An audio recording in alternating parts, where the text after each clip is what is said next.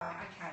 So we just did a recap of all of the laws and what they kind of mean. They're immutable, not immutable, how they kind of all overlap, what they all mean, how they function together. So we looked at all of that. And now we're going to look at some highlights of today before we actually get into today, which is the law of correspondence highlights. Okay, not the highlights in your hair, but the highlights of today. Okay. So, law of correspondence, here are our points up on the board, so we're just sort of like touching them a little bit before we go through it. The first part of our ceremony is the Hermetic diagram, which is all about universal laws. In the clip-off, we have, so these are the negatives of the tree of life, the shadow aspects, yeah? We've got Sateriel and Gagiel, I don't know if I'm pronouncing them properly, by the way. The ones that come from Greek terminology, though, I pronounce them well, okay? So what I wanted to say about that, there's something very weird about this word. It kind of stuck out to me. Sateriel. What word does that sound like from the Greek language? We're in Satiro. Satira. And what does satira mean in English? Sort It's like comedy, of isn't it? but mockery. Mockery. Right. So these guys, Saderiel, right, they mock you. So it does actually come from that Greek etymology, which is kind of weird. This one obviously isn't that. So they are the concealers and these guys are the hinderers, okay? So if we've got any of that stuff going on in our space, we're going to uproot it and change all that, okay? Now, you will notice that as we go through, with the operations of alchemy, you will find in your manual, because you might ask me later or afterwards and say, Helen, why is there so much separation? The operation of separation in the manual, why is there so much of that? It's because correspondence has gone all wrong. So we sort of like there's a lot of, because I was guided to do it, yes, there's a lot of things that needs to be extracted and separated. So separation, you will find that as a process it comes up, repetitively, yeah? With the tarot, we've got the chariot and the hierophant, hierophantis, again from a Greek word.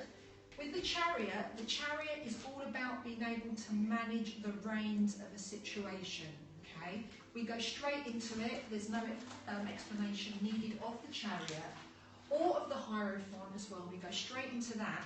The only thing I will point out about him is that even though he's a teacher and he brings like all the secret knowledge, to the awareness of the people, he also has quite a few negative traits as well. Okay, like he wants to be in charge of the situation, he can be ego-driven, and sometimes his ideas can lead him to his demise, yeah? So we want to sort out, the Hierophant qualities there, yeah? Then we've got the four worlds that's related to all of the Tree of Life business, and we're dealing with the super consciousness plane. The world is the third world, it's the world of Atziluth. Do you remember which one is the world of Atziluth? It's the archetypal world, which is right at the top. Okay, so we can say, for example, that Keter, or your crown chakra, responds to the world of Atziluth. Okay, because we put all of these different correspondences together. There's another archetype, it's the higher priestess. We're going to go into her a little bit, because she's also connected to our next ceremony, which is cause and effect. She's also connected to Dart, yeah, which is the abyss and secret wisdom and all of that stuff. So we're going to go into a little bit more of an explanation about her shortly. Now, something new that we haven't done yet, and that begins from today and the last two ceremonies. For the last three ceremonies, we're going to have this coming. The clipotic shadow veils.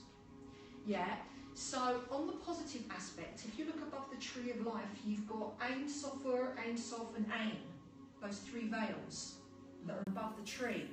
They also have their shadow aspects. Oh, getting a bit goosebumps in that one. So we've got the first one, which the positive one is Ein Sofer, which is the first vowel which corresponds to limitless light, but its opposite one is Or Athiel, which means uncertainty.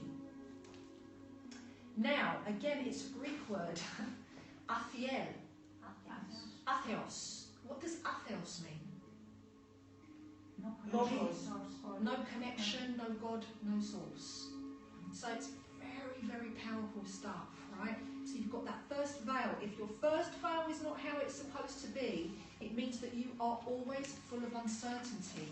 Either because it's to do with primary source, with your, your spiritual connection, or the deeper aspects of you. It's the same thing. That's Athiel that is operating within you. Yeah? So when we get to the vowels, we've got some very powerful processes where we're stepping in and out of positive and the negative vowels in order to transmute them and clear the way so that you have full access to, the light side or the positive side, of fusing them together again, to make them whole. So that's new. The other new thing that we have in this, of course, is law of correspondence installations. So you don't actually do anything with this one, you just sit back and relax. You listen to the installations. If you want them, you take them. If you don't, just push them away. But that is to bring into your awareness what it is that you should be corresponding to, that would be for your highest good, okay? So those are the installations. Now with the Tree of Life and Chakra correspondences, which is down here, the chakra correspondence for the law of correspondence is the throat, okay, the throat chakra. And what's different about this here is that it corresponds to the Tree of Life, to Bria, which is understanding, right, so that's on that side, and also to wisdom, which is on the other side, which is wisdom. It's in your manuals, you will see that. But what's so different about it? Well, in this case, what we've got is that, if I've got it the right way around, I have, is that Ben, there's two words, Ben and, where's the other one? Ama. Ama represents mother, okay? She corresponds to Bria and to understanding, okay? So she's the mother of Vimuria, the mother of creation. So we want to activate that. So we activate Ama, which is connected to Bria, understanding, and also Ben. Now Ben is connected to Chokma, which is the other side, which is wisdom. Ben is the son of Bria and Keta. So Keta is your crown correspondence, okay, and Bria is the mother, okay. So those two together create the son, which is the wisdom, okay. And the name of the son is Ben. And Ben is the son, actually, of sacred logos of your throat chakra. So I'm just explaining it to you now, so when it's done, when we're doing it, we're doing the transmutation, you know what it is that we're talking about. That's why I brought it to your awareness now. Okay, so as for the rest is all pretty straightforward stuff. The gender that's corresponding to throat is male. Now they are here, Bina and Chokma, tells you there. The Hermetic sonic code is air, E-H-H, so we do that to kind of reinforce everything towards the end. Then we have got our crystallization, cleanse, ground, disconnect. Yes?